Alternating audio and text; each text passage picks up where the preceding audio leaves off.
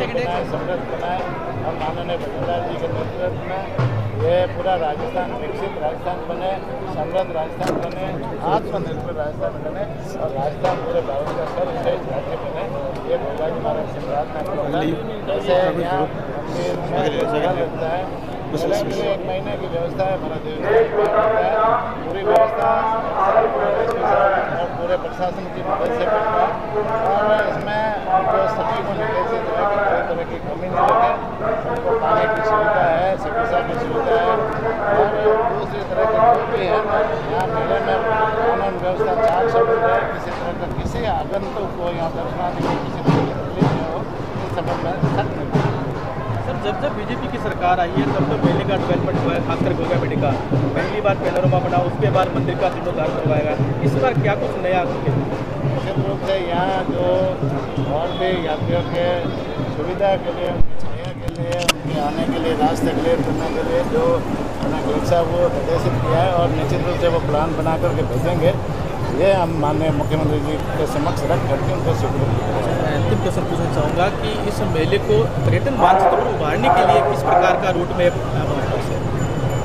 पर्यटन मानचित्र में तो वैसे भी गोगा जी महाराज का है ही है और दर्शनार्थी या पर्यटक यहाँ निश्चित रूप से आते हैं। हर पर्यटक है ना इस क्षेत्र में आता है तो वो गोगा जी महाराज के तो दर्शन करके ही जाता है। पर्यटन मानचित्र में तो अपना भी लोग ज़्यादा आना चालू करते हैं, दर्शनार्थी ज़्यादा आना चालू कर देते हैं तो पर्यटक स्थल बन जाता है।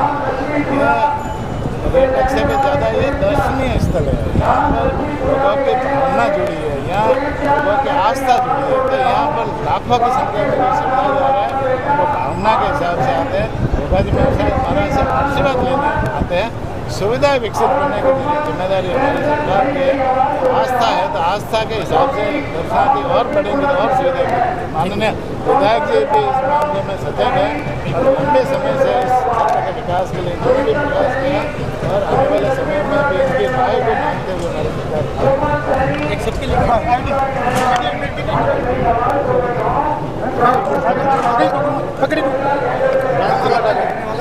मेला, 1 माह तक चलने वाला सबसे बड़ा मेला है। यहाँ पर फिर भी सुविधाओं का क्यों अभाव रहता है? 11 ही सुलभ स्थल हैं, उनके लिए पर्याप्त नहीं होता क्योंकि 20 लाख के करीब हमारे यहाँ श्रद्धालु आते हैं। ऐसे में पर्यटन विभाग जो 3 से 4 करोड़ देवस्थान विभाग हर साल में आमदनी प्राप्त करता है, तो इतनी सुविधाएं क्यों नहीं दे पा रहा है? निश्चित रूप से ये उत्तरी भारत का सबसे बड़ा तीर्थ स्थल है और यहाँ लाखों की संख्या में श्रद्धालु 1 महीने का मेला चलता है उसमें आते हैं और गोगा जी महाराज का आशीर्वाद लेकर जाते हैं। हमारे देवस्थान विभाग और प्रशासन की पूरी जिम्मेदारी है कि हम आने वाले यात्रियों को पूरी सुविधा दें, यहाँ सुविधाएं विकसित भी करें और यहाँ आने वाले यात्रियों को कोई तरह की तकलीफ नहीं पड़े। इस दिशा में हमारी सरकार ने पहले वसुंधरा जी मुख्यमंत्री थे उस समय यहाँ पर विकास के बहुत सारे काम भी करवाए और अभी है ना इसको जो ये देवस्थान विभाग मेला भी आयोजित करता है, 3 करोड़ के आसपास खर्चा होता है तो ये पूरा विभाग ही वहन करता है, इतना मेले का आयोजन करता है। ये सारी सुविधाएं विकसित करने का काम हमारा विभाग ही करता है। अब स्थायी प्रकल्प के लिए हमने अधिकारियों को निर्देशित किया है कि आने वाले समय में और यहाँ जो सुविधाएं विकसित करना है उन्होंने विधायक जी से और यहाँ के जनप्रतिनिधियों से सभी से राय लेकर के वो एक स्थायी प्रकल्प के लिए हमको प्रस्ताव बना करके भेजे और निश्चित रूप से हमें मुख्यमंत्री जी के सहयोग से उनके निवेदन करके यहाँ और सुविधाएं विकसित कैसे हो इस दिशा में हम काम करेंगे। सर, दूसरा पशु मेला है गोगामेडी मेला, पशु पालकों को विशेष सुविधाएं देने के लिए किस प्रकार की होगी?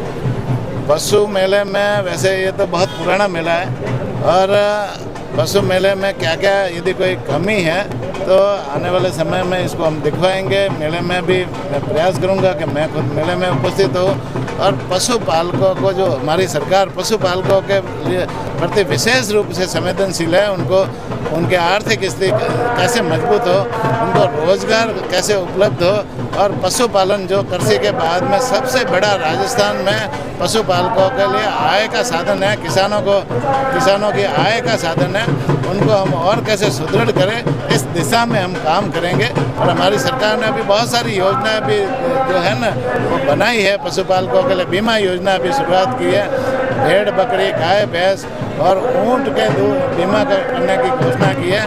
पशुपालकों को बैंकों से ऋण नहीं मिलता, तो हमारी सरकार ने गोपालक कार्ड बनाने की भी घोषणा की है, जिसमें 1 लाख तक का बिना ब्याज से उनको पशु खरीदने के लिए लोन मिलेगा, जिससे वो अपना रोजगार भी चला सकेंगे। इस तरह से ऊँट के पहला बच्चा ऊँटनी के होता है तो उसके ऊपर पहले सहायता राशि उनको 10,000 रुपये दी जाती थी, अब उसको मुख्यमंत्री जी ने 20,000 करने की घोषणा की है। उन पशुओं के इलाज के लिए भी हमने पूरे राजस्थान में 536 मोबाइल वेटरनरी यूनिट की शुरुआत की है, जो पशुपालक के घर जाकर के इलाज करने का काम करेगी। इस तरह से हमारे प्रधानमंत्री माननीय नरेंद्र मोदी जी और मुख्यमंत्री जी माननीय भजन लाल जी की मंशा है कि पशुपालकों को हम कैसे मजबूत करें, किसानों को हम कैसे मजबूत करें, इस दिशा में सरकार काम कर रही है। आने वाले समय में और काम करेंगे। वैसे आपको विधायक महोदय ने भी अवगत कराया था, भादरा में कई गाँव में पशुओं की मौत हुई थी, हजारों की संख्या में, सर ने भी आपको अवगत कराया था। कब तक उनका कुछ कोई पहले पशुपालकों के बीमा की योजना नहीं थी, इसलिए पशुपालक मनुष्य के भी जैसे मौत होती है और जिसका बीमा होता है उसको बीमा क्लेम भी मिलता है, इसी तरह से मुख्यमंत्री जी ने बीमा योजना की शुरुआत की है।